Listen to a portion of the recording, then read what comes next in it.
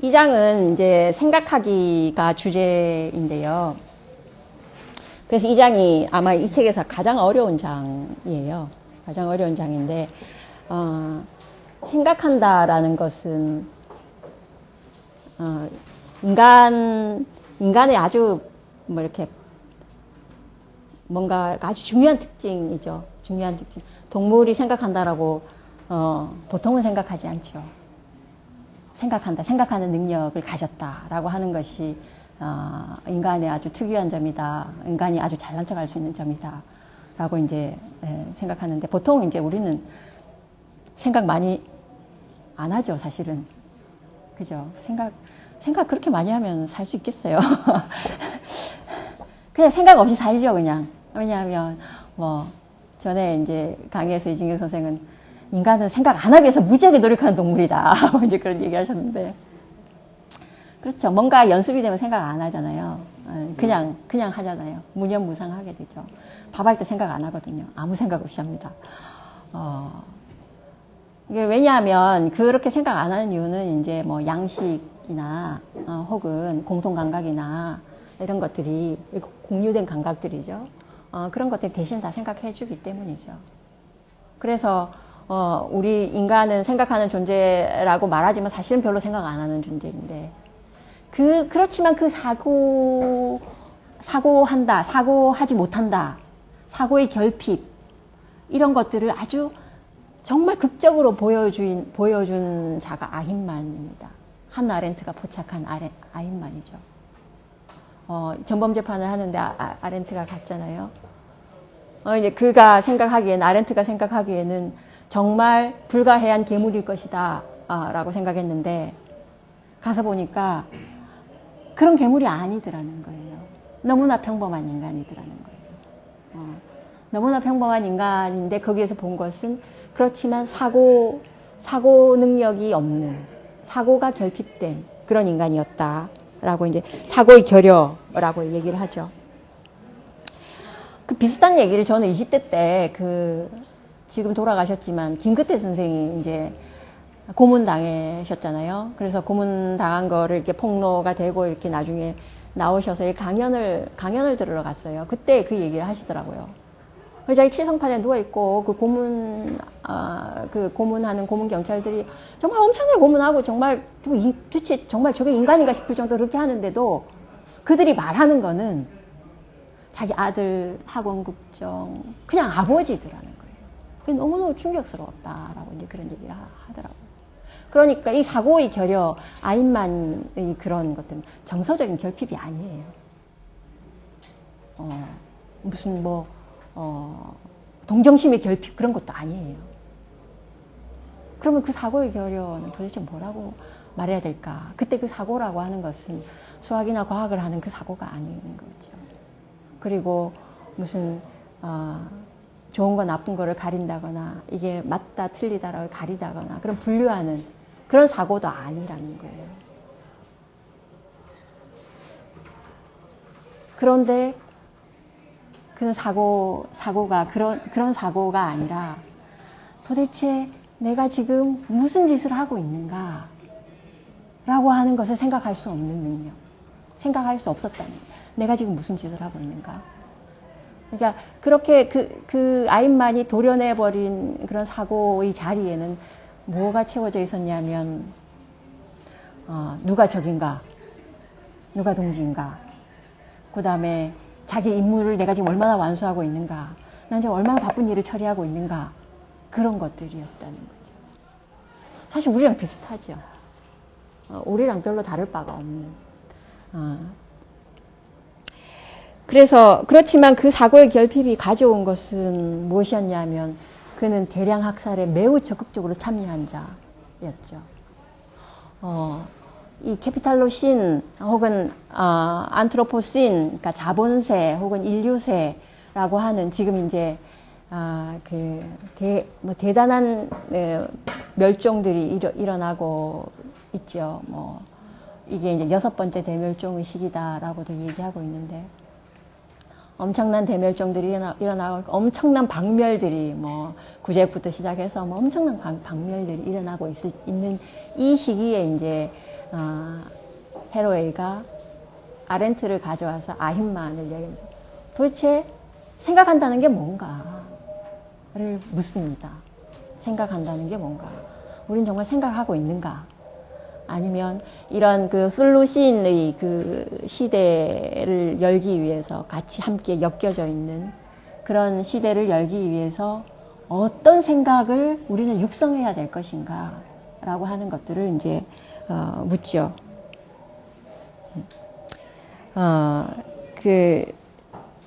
그래서 이제 이 헤로웨이가 이런 위기 상황에서 배양해야 될 사고 실천들을 이제 몇 사람을 이제 불러서 이제 얘기를 하는데요.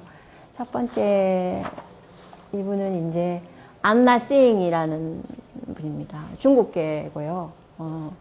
중국계고 이분은 이제 인류학자예요. 인류학자이자 뭐 페미니스트이자 문화이론가이자 뭐 여행자이자 뭐 이렇게 수식어가 엄청나게 많이 붙을 수 있는 분이고 대단한 이제 그 연구 업적들을 갖고 있고 그 뭐 여러 가지 그런 그 프로젝트에 참여하고 계신 분인데 이분이 이제 쓰는 책 중에 여러 가지 책들이 인류학적인 책이죠.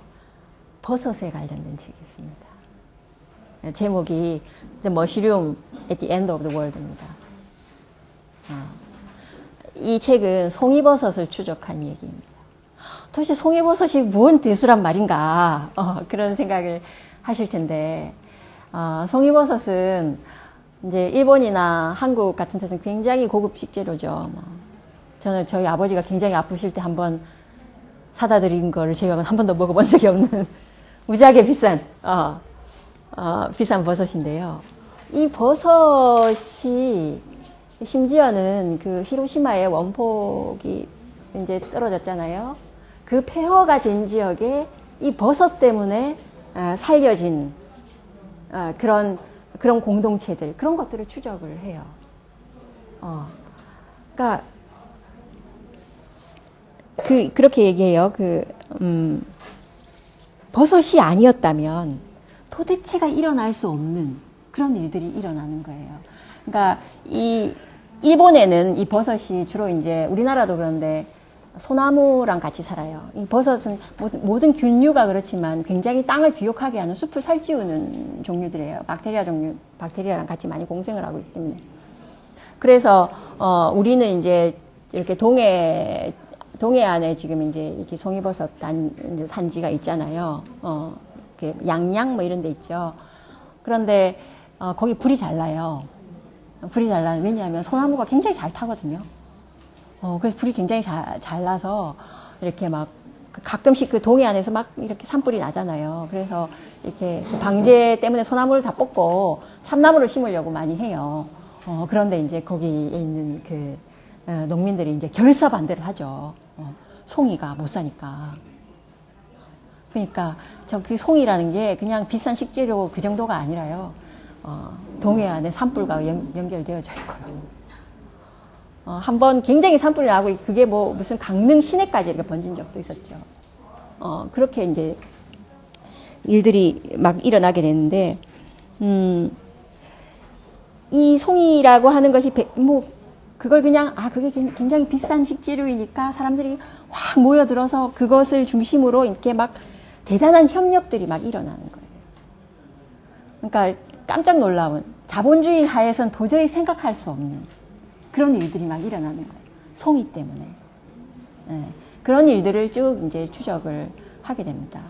그러면서 왜 이런 걸 추적하냐면 이 안나 싱 같은 경우에는 지금 이제 그 안트로포신이라고 얘기되는 인류세라고 얘기되는 그런 폐허가 되는 상황 혹은 자본주의 때문에 일어나는 캐피탈로신이라고 하는 그런 상황 그런 것들 그게 굉장히 추상적이잖아요.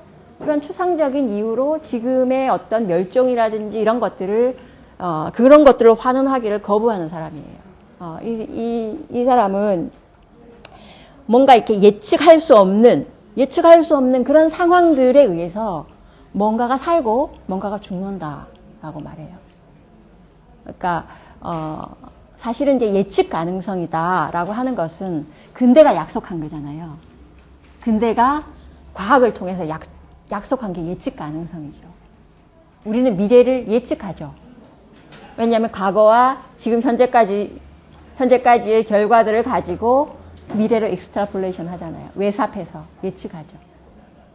그 예측의 약속이 근대의 약속이에요. 근데 그 약속이 다 뻥이야. 그 약속이 다 뻥이라는 거죠.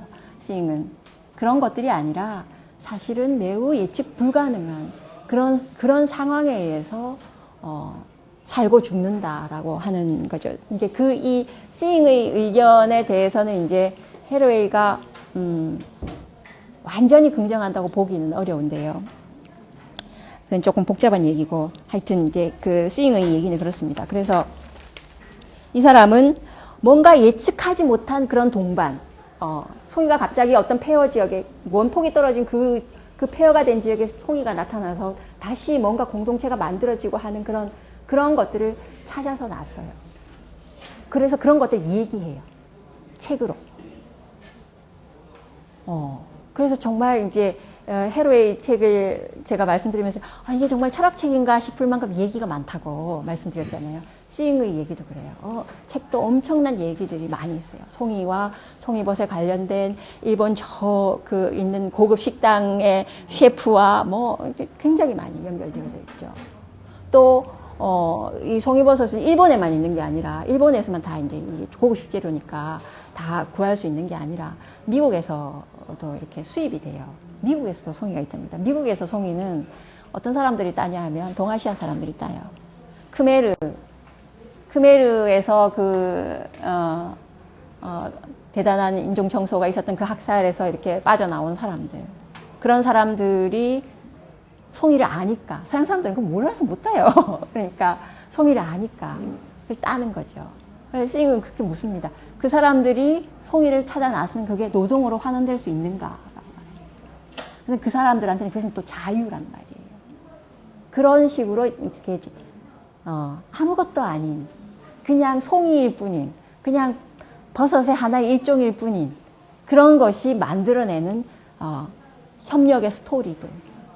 인간이 주인공이 아니고 거기에서는 버섯이 정말 주인공인 그런 스토리들을 만들어내는 거죠.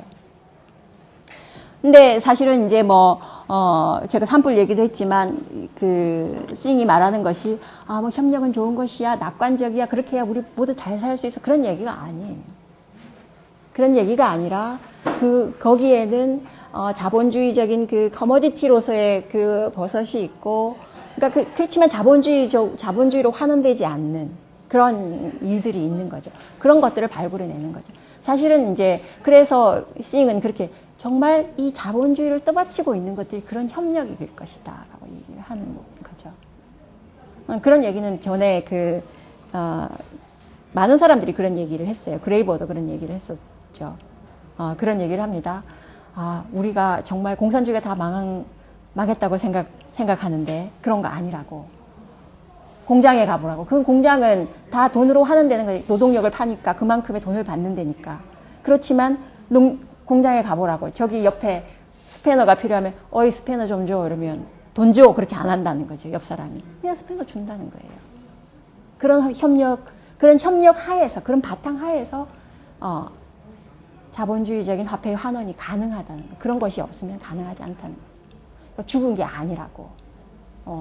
그러니까 이런 식의 사유는 좀 굉장히 중요하다고 생각을 합니다. 가령 푸코 같은 경우에도 이렇게 각 시기별로 에피스테메를 만들고 그 에피스테메에서 벗어날 수 있는 사람은 아무도 없다라고 얘기를 합니다. 그래서 우리는 그것에서 그래도 조금이라도 멀리 떨어져서 보려면 그걸 정말 잘 알아야 된다고. 정말 치열하게 그것에 대해서 씁니다. 정말 훌륭한 말이긴 한데 저는 그 책을 한 1년 가까이 읽었는데 굉장히 우울했어요. 정말 그럴까? 우리 삶들이 정말 그럴까? 그렇게만 하는 될 수 있을까? 그런 생각이 드는 거죠. 마찬가지로 이제 시잉이 포착하고 싶은 거는 그런 것들이죠. 그렇게 자본주의, 상품, 돈 그렇게 하지만 실상은 그것으로 환원되지 않는 모든 일들이 굉장히 많이 있고 그런 일들 때문에 그런 일들을 정말 착취하면서 얘네가 살아갈 수 있다. 이제 그런 얘기들을 말하고 있는 거죠.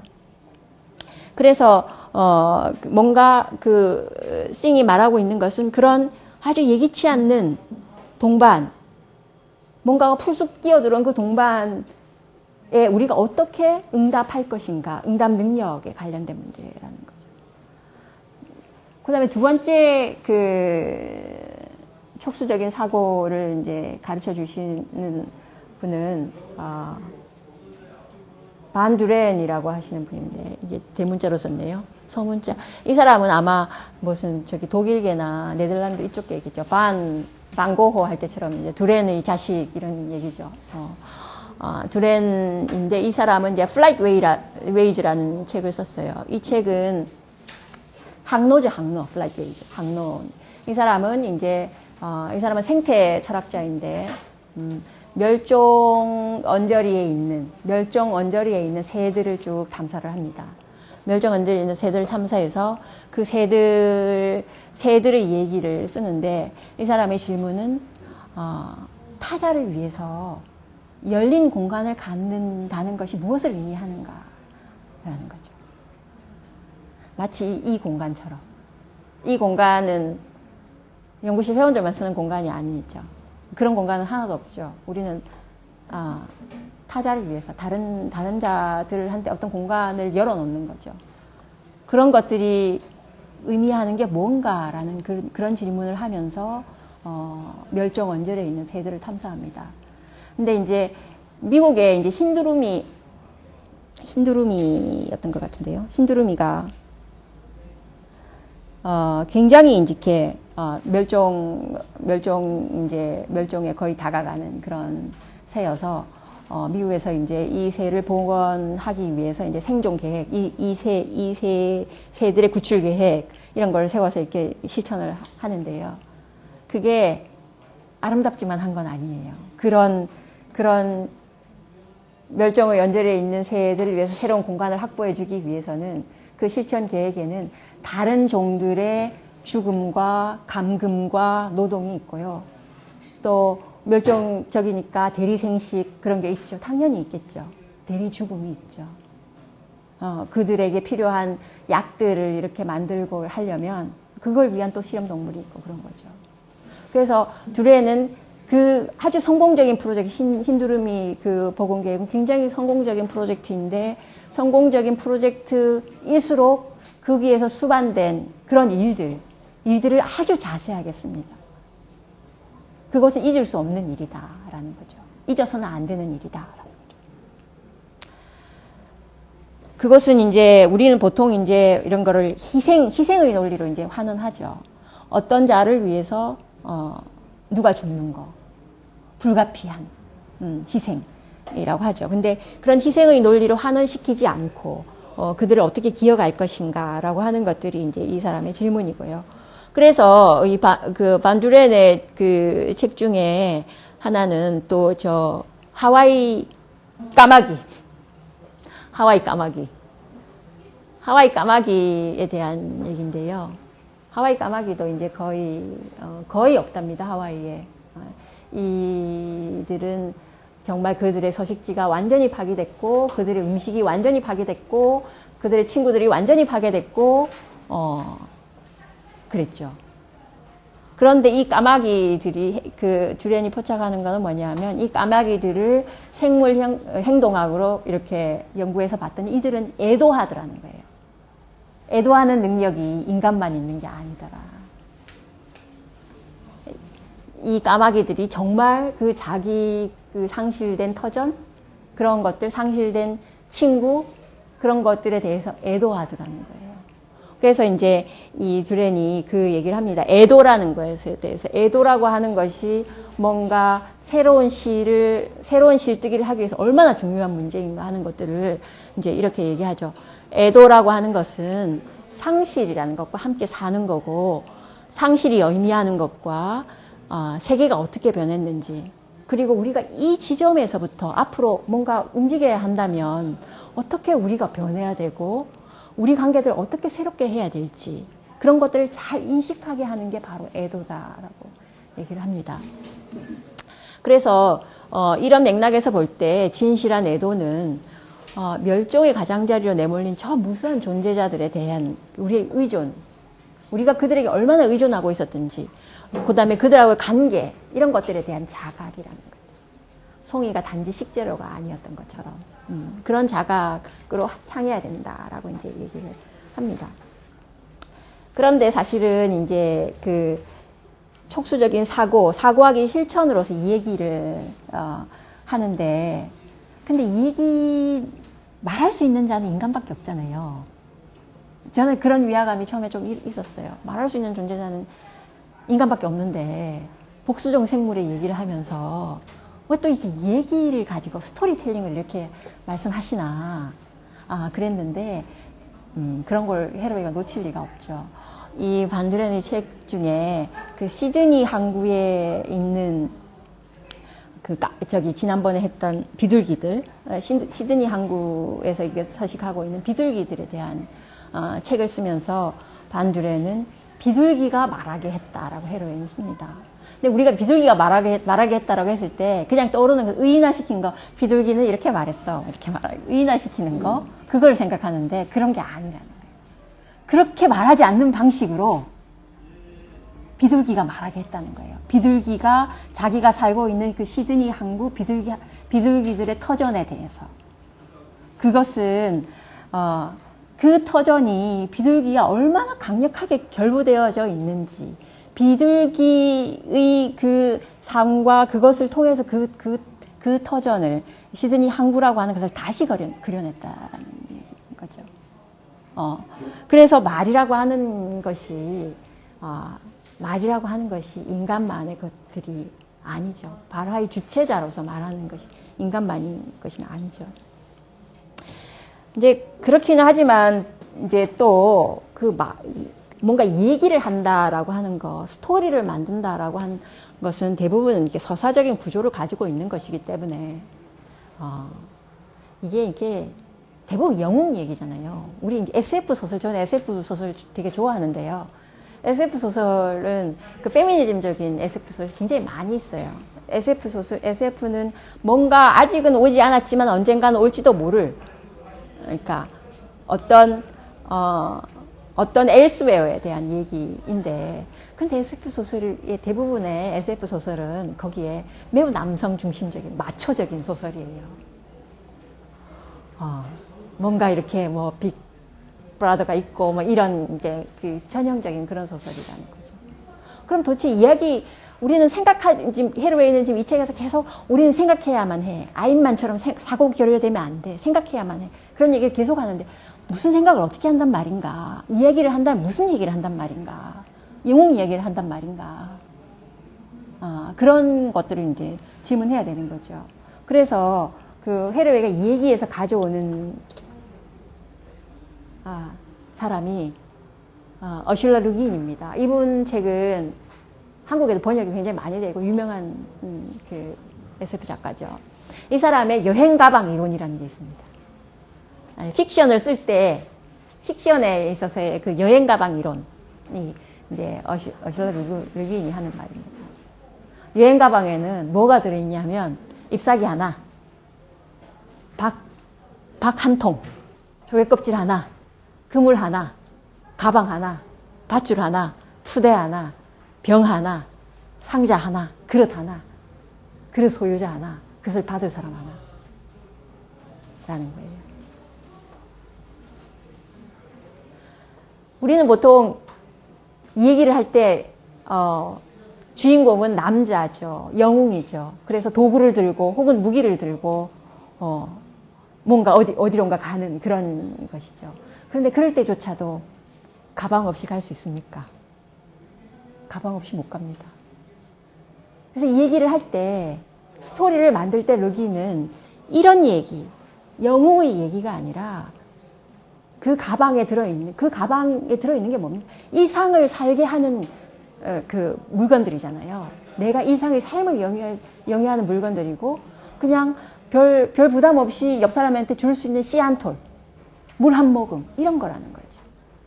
그런 것들을 통해서 어떻게 다른 자들과 연결돼서 다른 곳으로 가게 되는가라고 하는 문제가 이제 헤로웨이가 자기가 이 픽션을 쓸 때 이런 이론을 쓴다라고 말해요.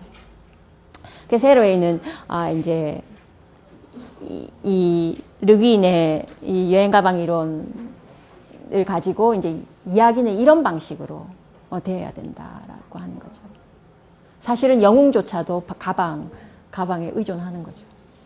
가방이 없다면 여행을 못 떠나잖아요. 그런데 이제 조금 다른 얘기가 있습니다. 이 인류세에 대한 얘기 담론 중에 브루노 라뚜르가 이제 인류세에 대해서 그렇게 말해요. 어떤 자들은 인류세라고 하는 땅 속에서 인류세 속에서 땅에 뿌리 박은 자들로 살려고 준비한다. 그런데 어떤 자들은 홀로세에서 인간으로 살려고 한다. 이렇게 얘기해요. 홀로세는 지금 우리가 살고 있는 지질학적 그러니까 시대가 홀로세입니다. 그러니까 대빙하기가 있고 나서부터 지금까지 12,000년간 홀로세 혹은 충적세라고 하죠. 그건 지금의 지질학적 시기죠. 그러니까 그래서 이제 브루노 라뚜르는 그렇게 얘기해요. 그것을 그 홀로세에서 사는 자들 그것은 경찰 행위다. 경찰이라는 건 뭐 치안을 회복시키는 거잖아요. 현실의 질서를 가지고 치안을 회복시키는 자들이 이제 경찰이죠. 그런데 그 인류세에 사는 자들, 땅에 뿌리 박은 자들은 전쟁을 한다라고 얘기를 합니다. 미래를 위해서 지금의 적들을 극복해야만 되는 게 전쟁이잖아요. 왜 이런 얘기를 하냐면 이제 브루노 라뚜르는 대문자 사이언스와 대결하고 있습니다. 대문자 사이언스, 진리라고 이름하는 대문자 사이언스 대결하고 있죠. 그래서 이 대문자 사이언스를 하는 자들은 경찰 행위를 하고 있는 것이고, 소문자 사이언스, 이것은 이제 다양한 시도들이죠. 대문자 진리로 환원되지 않는 다양한 시도들, 살려는 시도들, 생존의 시도들, 이런 것들을 하는 자들은 지금 전쟁을 한다라고 얘기를 합니다. 왜 이제 전쟁을 얘기하냐면, 전쟁 상황이라고 하는 것은 최종의 신급이 없을 때 전쟁을 하게 되는 거잖아요. 최종의 신급이 없어. 뭔가 판단해줄 자가 없어. 힘으로 겨룰 수밖에 없어. 그럴 때 전쟁을 하는 거잖아요. 그래서 전쟁이라는 것을 어떤 최종의 신급을 제거해버린, 진리라고 하는 것들을 제거해버린 그런 상태로 이제 얘기를 하죠. 이제 그래서 그 라뚜르는 이제 그 칼 슈미트의 이제 정치신학을 가져와서 적을 통한 이제 정치신학은 적과 동지를 구별하는 게 이제 칼 슈미트의 정치신학, 정치란 적과 동지를 구별하는 것이다 라고 하는 이제 칼 슈미트가 얘기하는 정치죠. 근데 이제 그 또 적이 단순한 게 아닙니다. 적이 그냥 우리가 말하는 그냥 적이 아니고요. 적은 라틴 호스티스, 호스트는 주인이잖아요. 그러니까 라틴어는 호스티스예요. 그래서 이 라틴어로 그 적이라는 의미는 주인이라는 의미도 있고, 인질이라는 의미도 있고, 게스트라는 의미도 있고, 여러 가지 의미가 복합되어져 있다는 거예요. 그래서 아주 그 훌륭한 적을 만나서 전쟁을 하는 거. 훌륭한 적을 만나서 전쟁을 하는 거. 그것이 바로 평화다라고 얘기하는 거죠. 그런데 이제 그런 그 헤로웨이는 이제 라뚜르가 말하는 그런 대문자 사이언스에 대한 거부, 그런 것들은 충분히 공감하지만, 라뚜르의 얘기는 여전히 너는 영웅 얘기를 하고 있다라고 얘기를 합니다. 여행 가방 얘기가 아니라는 거예요. 그래서 사실은 우리가 이런 파괴의 시대, 뭐 이렇게 이런 시대를 얘기할 때 무슨 얘기를 가지고 다른 세상을 얘기할 때 다른 세상에 대한 상상을 얘기한다거나 할 때 무슨 얘기를 가지고 그 얘기를 하느냐가 굉장히 중요하다라고 하는 거예요. 안트로포시인으로 얘기할 수 있고, 라뚜르처럼 전쟁으로 얘기할 수도 있고, 그렇지만 안나싱처럼 송이버섯이라고 하는 아주 느닷없는 존재에 의해서 일어나는 그런 협력을 얘기할 수 있고, 느닷없는 존재에서 일어나는 멸종을 얘기할 수 있고, 그런 것과는 전혀 다르다라고 얘기해요. 그래서 촉수적인 사고라고 하는 것은 어떤 여행 가방 이론처럼 아주 구체적인 것을 얘기하는 것이고, 또 구체적인 것을 얘기하는 것이 아주 추상적인 자본주의, 인간 이런 것들을 얘기하는 것하고는 다른 차원의 길들을 열어줄 수 있다라고 하는 게 이제 촉수적인 사고가에서 얘기하는 것입니다.